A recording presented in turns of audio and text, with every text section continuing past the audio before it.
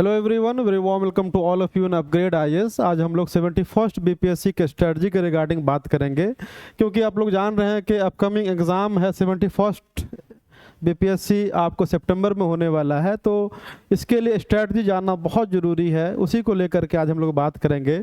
आज के वीडियो में मेनली हम लोग बात करेंगे इसके सिलेबस के बारे में। इसके सिलेबस के का माइक्रो एनालिसिस करेंगे। बहुत इंपॉर्टेंट हो जाता है जब आप बीपीएससी एग्ज़ाम देते हैं, आइदर प्रीलिम्स और मेंस। तो सिलेबस को जाने बिना आप आगे नहीं बढ़ सकते हैं। अगर आप सिलेबस को जान लेते हैं तो समझिए कि आपका 30% काम आपका यहीं पे हो जाता है। तो सबसे पहले हम लोग करेंगे माइक्रो एनालिसिस करेंगे, बीपीएससी के सिलेबस को देखेंगे कौन कौन सा पार्ट है, कहाँ से मैक्सिमम क्वेश्चन कहाँ से आता है। हिस्ट्री से आता है या साइंस से आता है या करंट अफेयर से आता है या ज्योग्राफी से आता है या इंडियन पॉलिटी से आता है। दूसरा हम लोग ये करेंगे कि स्ट्रेटजी देखेंगे, क्योंकि हमारे पास समय बहुत ही कम है, हमारे पास लेस देन 75 डेज है। तो इसमें 75 डेज में हम लोग कैसे अपने आप को रीग्रुप करें, कैसे स्ट्रेटजी बनाएं कि हमारा ये प्रीलिम्स रुके नहीं। तो इम्पोर्टेंट है ये भी। दूसरा हम लोग कंप्लीट स्ट्रेटजी देखेंगे इसके जो 71st बीपीएससी के रिगार्डिंग। तीसरा जो इम्पोर्टेंट इसमें जो बच्चे फेस करते हैं, बुक लिस्ट, कि सर कौन सी बुक पढ़ें, कौन सी बुक छोड़ें, बहुत इंपॉर्टेंट हो जाता है। तो इसीलिए हम लोग क्या करेंगे कि कुछ बुक के बारे में बताएंगे जो आपको बल्कि ना हो, जो 75 डेज में यह कहेंगे कि जो आने वाले दिनों में आप बीपीएससी कम से कम उसको 2-3 बार पढ़ सकें। और जब आप अगर 2-3 बार पढ़ेंगे तो आपका चांसेस जो है काफ़ी बढ़ जाता है बीपीएससी होने का। तो हम लोग फिर बाद में इसमें जो मस्ट हैव बुक के बारे में बात करेंगे, जो बुक आपके पास होनी चाहिए। अगर फाउंडेशन वाले बच्चे हैं या जो 1-2 साल से पढ़ रहे हैं तो उनके लिए अलग बुक है। जो अभी जो स्टार्ट किए हैं या फिर 1-2 महीने से पढ़ रहे हैं, 2-3 महीने से पढ़ रहे हैं और चाहते हैं कि बीपीएससी क्वालिफाई कर जाएं, तो उसके लिए हम लोग कुछ बुक बताएंगे, ठीक है। इसके बाद हम लोग देखेंगे प्रीवियस से ट्रेंड देखेंगे कि ट्रेंड क्या रहा बीपीएससी का। जैसे आपने देखा होगा अभी कुछ दिन पहले जो आपको 17वीं बीपीएससी हुआ है, अब 17वीं बीपीएससी में आप देखेंगे पूरा फैक्चुअल है, पूरा का पूरा फैक्चुअल है। इसके लिए हंगामा भी काफ़ी हुआ, बीपीएससी को लोग कई सारे नामों से पुकारना भी स्टार्ट किए, थूथू भी काफ़ी हुआ बीपीएससी का। लेकिन आप देखेंगे 69th में काफ़ी टफ क्वेश्चन था, एट पार विथ यूपीएससी था। तो हम लोग ये देखेंगे कि ये जो है 70वीं काफ़ी फैक्ट बेस्ड था, एसएससी टाइप था, जिसमें आपको सिर्फ फैक्ट पूछा गया था। बट 69वीं जो था, 69th जो था, वो अपने आप में काफ़ी टफ पेपर था, एवन के हार्डर देन यूपीएससी। और उसके बाद 68वीं जो हुआ था, 68वीं में देखेंगे इसका जो ये था लेवल था वो यूपीएससी से कम नहीं कहा जा सकता था। तो आप देख रहे हैं कि बहुत 68वीं अच्छा खासा लेवल था, टफ पेपर था। 69वीं कंप्लीटली डिफरेंट था, यूपीएससी से भी टफ। अगर आप इकोनॉमिक्स का या ज्योग्राफी का या फिर आप जो पॉलिटी का अगर क्वेश्चन देखेंगे तो आपको लगेगा कि क्वेश्चन काफ़ी टफ था, इवन के यूपीएससी से भी टफ था। उसके बाद हम लोग देखेंगे कि तो जब ये ऐसा पैटर्न देखने को मिल रहा है तो हम लोग 71वीं के लिए कौन सा स्ट्रेटजी अपनाएं, क्या स्ट्रेटजी अपनाएं कि हमारा बीपीएससी आसानी से क्लियर हो जाए। तो इसी में हम लोग बात करेंगे। और लास्ट बट नॉट लीस्ट हम लोग एक और चीज़ देखेंगे कि टेस्ट सीरीज एक हवा बन गया मार्केट में कि हर कोई को टेस्ट सीरीज देना चाहिए, सब कोई टेस्ट सीरीज के पीछे भाग रहे हैं। तो क्या टेस्ट सीरीज देना चाहिए? अगर देना चाहिए तो किसको देना चाहिए? अगर आप टेस्ट सीरीज देते भी हैं तो आपको कितना टेस्ट सीरीज देना चाहिए, ठीक है। तो यहाँ पे क्या होता है कि पर्सन टू पर्सन वेरी करता है, स्टूडेंट टू स्टूडेंट वेरी करता है। अगर आप न्यू कमर हैं, इसमें 2 तरह होता है कि आप अगर न्यू एंट्रेंस हैं या फिर आप क्या हैं, आप रिपीटर हैं। तो इसके लिए भी स्ट्रेटजी हम लोग बताएंगे 1 by 1। आप वीडियो में इसमें बने रहिए, ठीक है। तो 1 by 1 करके हम लोग बात करते हैं। चलिए, तो यहाँ पे हम लोग देखेंगे, अभी हम लोग क्या देखेंगे, हम लोग यहाँ पे सबसे पहला जो होगा हमारा इसका माइक्रो एनालिसिस होगा। चैप्टर सिलेबस का हम लोग माइक्रो एनालिसिस करेंगे। इसमें सबसे इम्पोर्टेंट है वो क्या है, वो हिस्ट्री पेपर है। हिस्ट्री पेपर में देखिएगा कि हिस्ट्री में लगभग जो है 30 क्वेश्चन पूछा जाता है।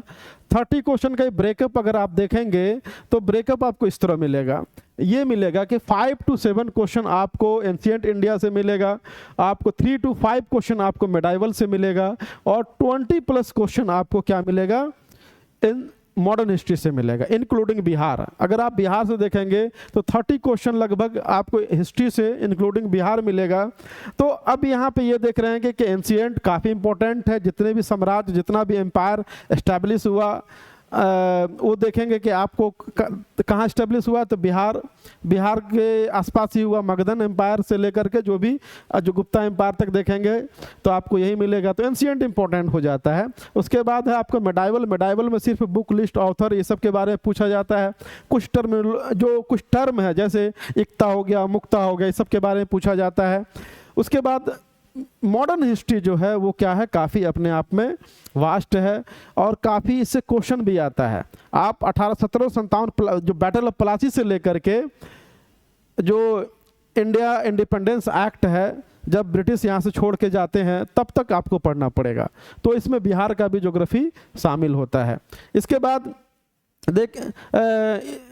इसमें बिहार का भी हिस्ट्री शामिल होता है। तो बुक की बात अगर करें तो बुक की बात करेंगे तो हम लोग इसमें ये देखेंगे कि एनसीईआरटी अगर आप पढ़े हुए हैं, देखिए दो तरह से बुक की अगर बात करेंगे तो पर्सन टू पर्सन वैरी करेगा।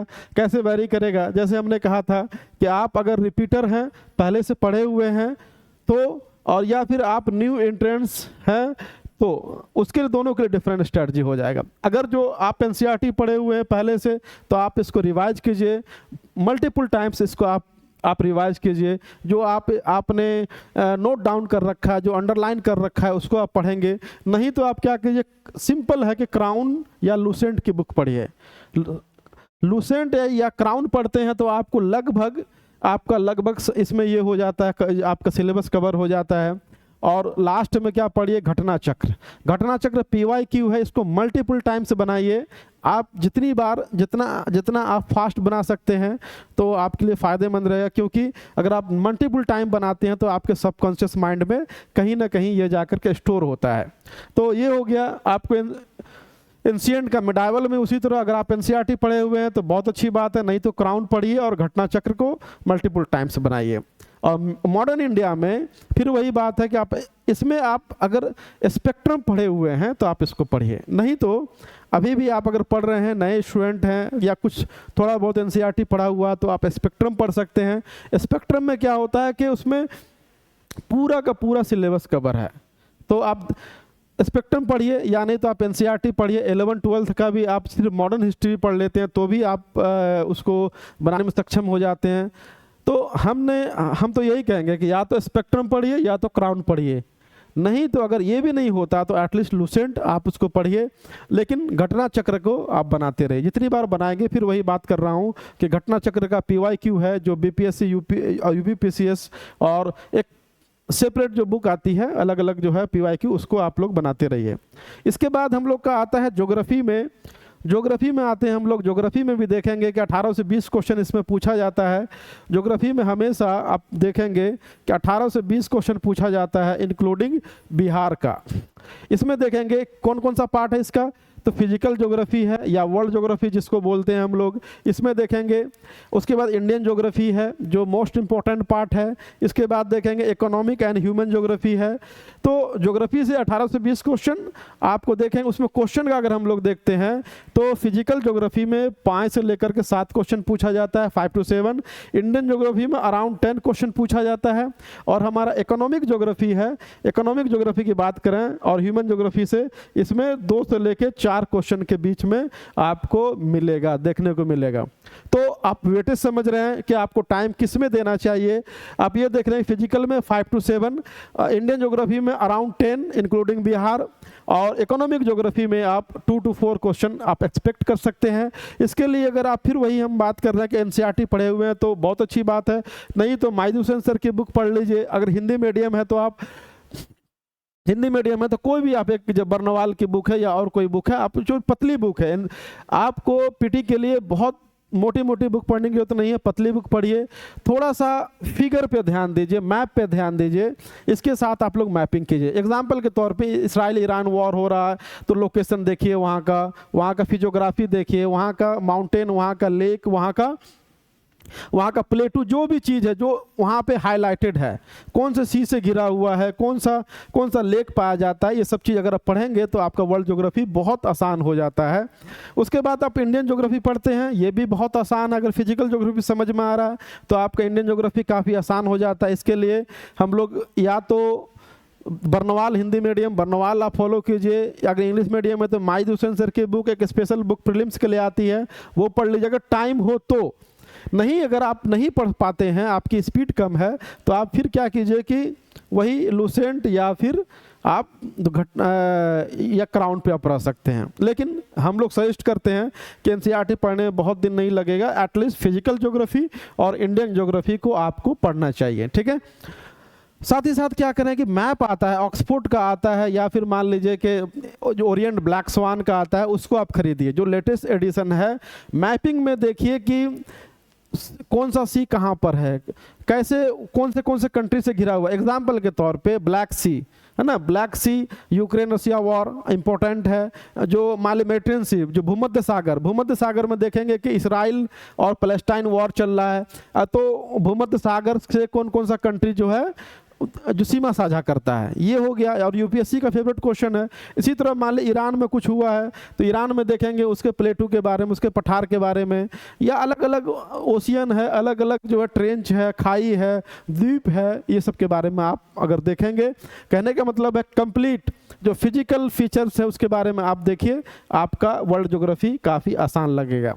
उसके बाद इंडियन ज्योग्राफी में वही हम लोग मैपिंग बहुत इंपॉर्टेंट है। जो बुक पढ़ते हैं वो तो ठीक है, कोई भी बुक आप पढ़िए, कोई दिक्कत नहीं है। जो हम लोग यहाँ लिस्ट में तो एनसीईआरटी या तो माहिद हुसैन, साथ 1 घंटा डेली आपको मैपिंग करना है, एटलीस्ट 10 डेज। अगर 10 दिन अगर आप मैपिंग कर लेते हैं तो आपको क्या हो जाएगा, बहुत इंपॉर्टेंट, बहुत आपके लिए आसान हो जाएगा इंडियन ज्योग्राफी।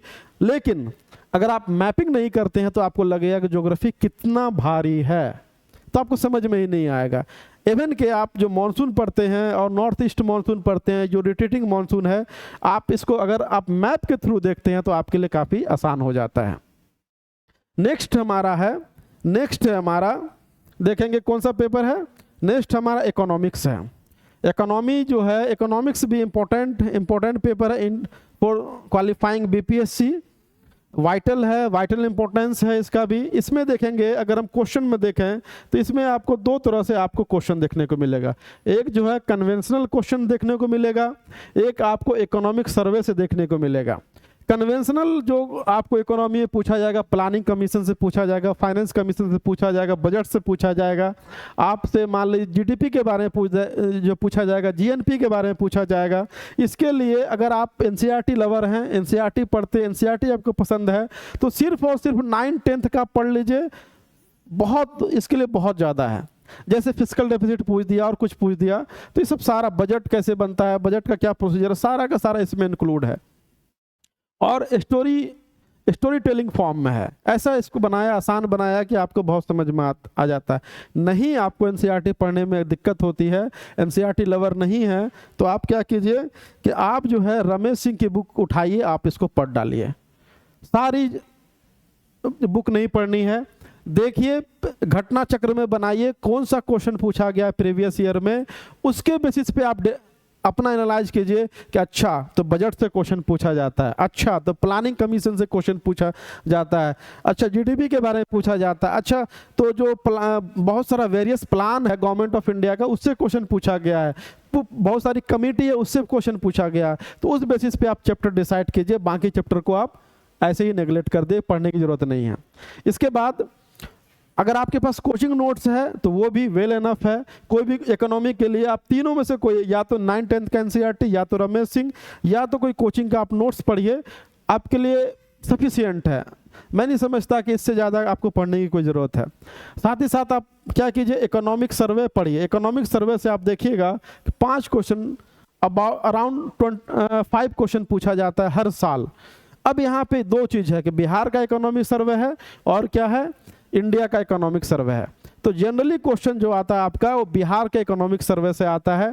बट सवाल उठता है कि 500 पेज का इकोनॉमिक सर्वे कौन पढ़े। 500 पेज का इकोनॉमिक सर्वे आता है, उसको कैसे पढ़ा जाए, कैसे उसको स्टडी किया जाए कि हमारा ये इकोनॉमी सर्वे का जो क्वेश्चन है जो हर साल चेंज होता है, ये फैक्चुअल नहीं है, फैक्चुअल तो है बट ये डायनामिक है, हर साल चेंज होता है, तो कैसे इसको पढ़ा जाए। तो इसके लिए हम लोग क्या कर सकते हैं कि एक समरी आता है, एक समरी बना करके हम अपने टेलीग्राम चैनल पे डालेंगे, आप और डालते भी हैं, कई सालों से डालते आ रहे हैं, तो इसको आप ज्वाइन कीजिए हमारे टेलीग्राम चैनल को। इससे क्या होगा कि आपको जो इकोनॉमिक सर्वे का जो आपका समरी होगा, आपको 500-600 पेज पढ़ने की जरूरत नहीं पड़ेगी। आपको क्या करना है कि सिर्फ और सिर्फ उसको जो पढ़िए, आप जो समरी है हमारा उसको आप पढ़िए, आपको ये क्वेश्चन को आप आंसर करने में बहुत आसानी होगी। इसके बाद आप देखें इंडिया का इकोनॉमिक सर्वे भी इसी तरह हम लोग कुछ फैक्ट शीट हम लोग प्रोवाइड करेंगे अपने यूट्यूब चैनल पे भी, अपने जो कोचिंग में तो करते ही हैं, जो हमारा जो ऑफलाइन सेंटर है यहाँ तो बच्चे को जो पढ़ाते हैं वही हम लोग क्या करेंगे आपके टेलीग्राम चैनल पे भी डाल देंगे, और वो आपको कुछ वीडियो भी प्रोवाइड कर देंगे जिससे आपको आसानी हो जाए। इसके बाद बजट का समरी भी पढ़ना बहुत ज़रूरी है, कितना बजट है, क्या है, नहीं है, तो ये भी आपको हमारे टेलीग्राम चैनल में मिल जाएगा। इसके लिए आप निश्चिंत रहिए। तो आप बस इतना सा कीजिए, इसके लिए बाकी के लिए हम लोग वीडियो भी लेकर के आएंगे और आपको कुछ प्रोवाइड भी कर देंगे अपने टेलीग्राम चैनल में। अब उसके बाद एक और इम्पोर्टेंट है बट बहुत आसान पेपर है जिसको हम लोग बोलते हैं इंडियन पॉलिटी। इंडियन पॉलिटी में भी आप देखेंगे कि अराउंड 10 क्वेश्चन पूछा जाता है, 10 to 15, कभी कभी जो है 10-12 से लेके आपको 15 क्वेश्चन तक, ईयर टू ईयर वैरी करता है, लेकिन 10 क्वेश्चन से कभी कम क्वेश्चन आपको इसमें नहीं पूछा जाता है। हमने कहा कि इसमें 2 तरह से क्वेश्चन पूछा जाता है, एक कॉन्सेप्चुअल जो आपको लक्ष्मीकांत पढ़नी चाहिए, सारा चैप्टर नहीं बट जो इम्पोर्टेंट है, जैसे प्रीएम्बल पढ़िए आप, उसके बाद आप पार्लियामेंट्री चैप्टर पढ़िए, उसके फेडरलिज्म वाला चैप्टर पढ़िए, सेंट्रल स्टेट रिलेशन पढ़िए, ठीक है। इसके बाद जो छोटी छोटी जो कॉन्स्टिट्यूशनल बॉडी है, जैसे आपको इलेक्शन कमीशन हो गया, कैग हो गया, ये सब जितनी भी, ये सीवीसी हो गया, इसका आप पढ़ लीजिए कि इसका अपॉइंटमेंट कितना होता है, टेन्योर कितना होता है। और फैक्चुअल में जो फैक्ट बेस्ड होता है, करंट अफेयर बेस्ड होता है, उस पर आप क्या कीजिए, कोई एक मैगजीन पे आप डिपेंडेंट रहिए, चाहे घटना चक्र पढ़िए, केबीसी पढ़िए या प्रतियोगिता दर्पण पढ़िए, जो पढ़ते हैं तो उसमें क्या होगा कि जो लॉ, जो बिल पास हुआ पार्लियामेंट में, जो कॉन्स्टिट्यूशनल अमेंडमेंट बिल पास हुआ है, वो आपको उसमें पढ़ने को मिलेगा।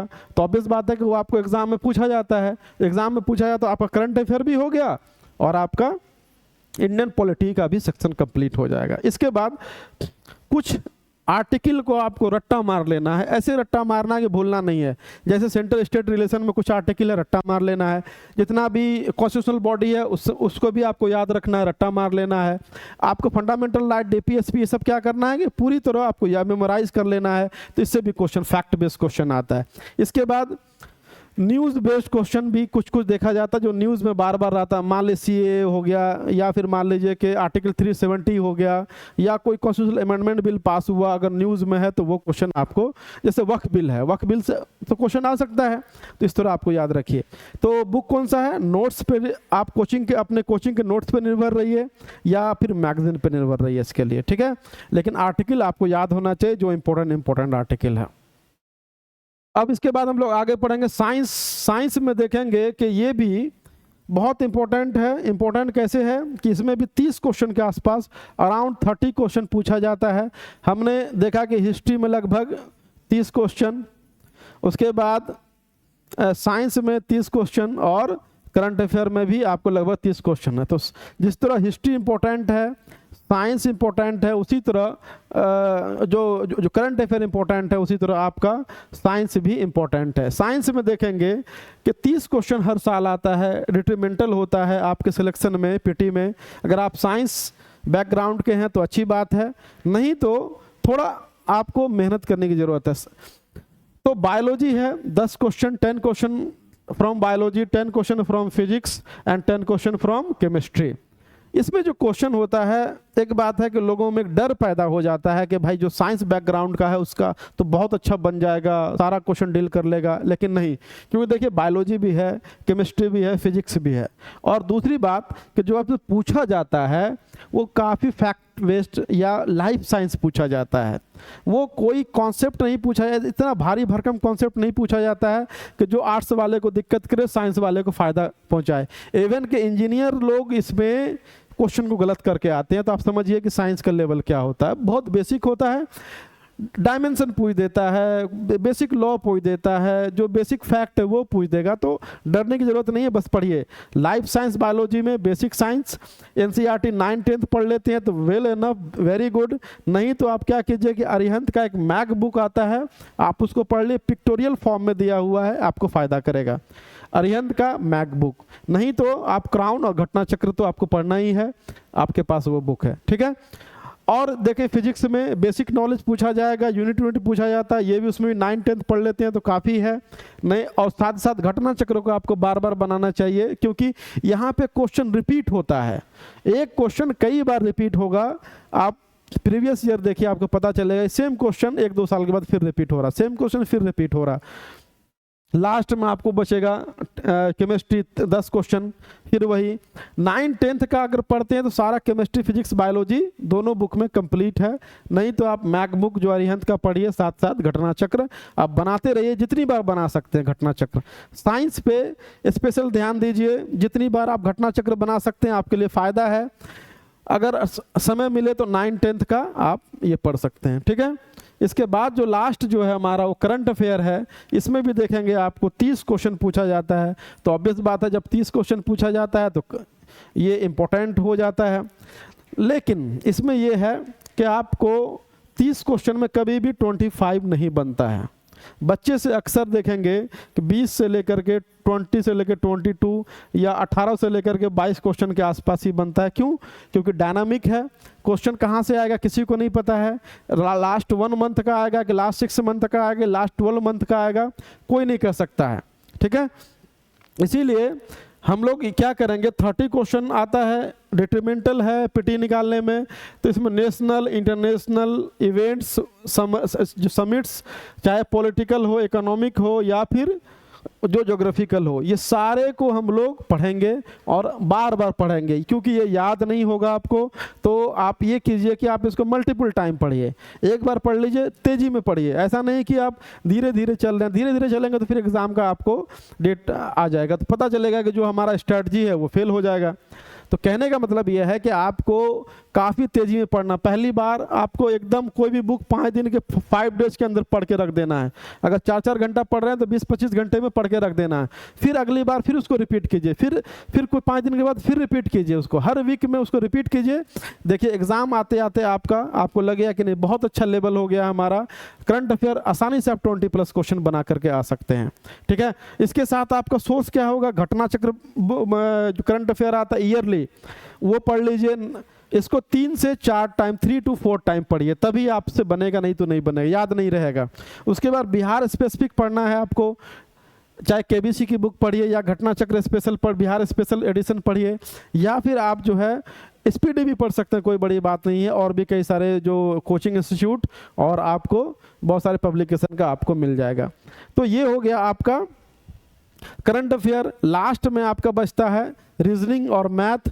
तो रीजनिंग और मैथ में भी इसमें क्या होता है, 10 क्वेश्चन आपको पूछा जाता है, 10 क्वेश्चन पूछा जाता है। 10 क्वेश्चन में तो देखेंगे हमेशा 10 क्वेश्चन पूछा जाता है, 10 क्वेश्चन। तो इसको हमने डिवाइड किया है, easy for math science background student, जो मैथ साइंस बैकग्राउंड के स्टूडेंट है उसके लिए, respectively with respect to the arts background ये क्या हो जाता है, आसान हो जाता है। लेकिन आर्ट्स बैकग्राउंड के लिए थोड़ा सा डिफ़िकल्ट हो जाता है। तो डिफ़िकल्टी को ओवरकम करने के लिए क्या करें, तो डिफ़िकल्टी को ओवरकम करने के लिए हमको ये करना है कि कुछ फोकस्ड चैप्टर है जिससे हमेशा क्वेश्चन आता है, जैसे percentage, ratio proportion, partnership, boat and stream, blood relation. ये 5 चैप्टर है जिससे आपको क्वेश्चन आएगा ही आएगा। तो आप इसको अच्छे से बना लीजिए, बहुत भारी नहीं है, किसी भी यूट्यूब चैनल का मदद लेकर के बना लीजिए आर्ट्स वाले, बाकी साइंस वाले मैथ वाले तो इसको बना ही लेंगे। तो अगर इसमें आप 5 5 to 6 क्वेश्चन बना लेते हैं तो आपके लिए बहुत आसान हो जाता है।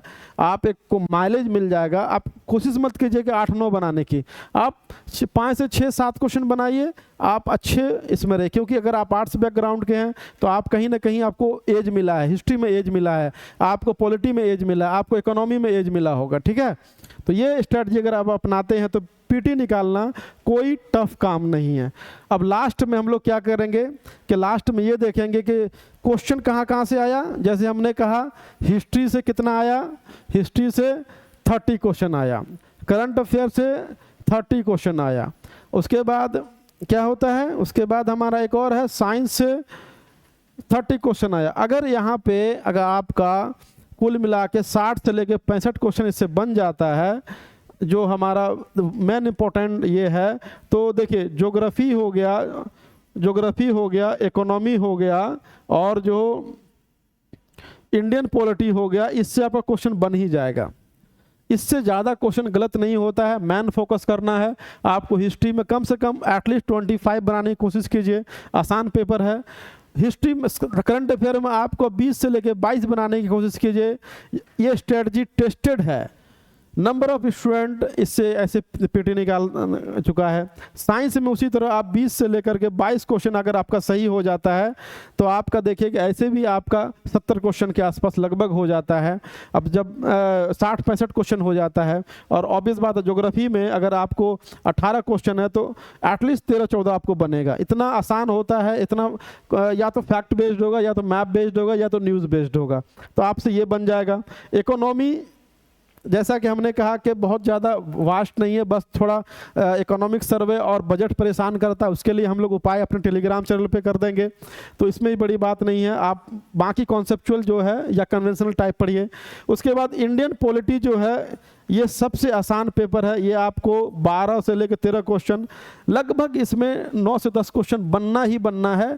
आप इसमें बच्चा तो 100% अटेम्प्ट करता है, ठीक है, क्योंकि वो उसके लाइफ से हर एक न्यूज़ से जुड़ा हुआ। तो ये आसान ये तरीका है कि आप फोकस इस पे 3 पे कीजिए, बाकी ये चीज़ को आप श्योर कीजिए, मेक श्योर कीजिए कि इसमें आपको गलत ना हो। तो ऑब्वियस बात है कि आपको 90+ स्कोर से कोई नहीं रोक सकता है।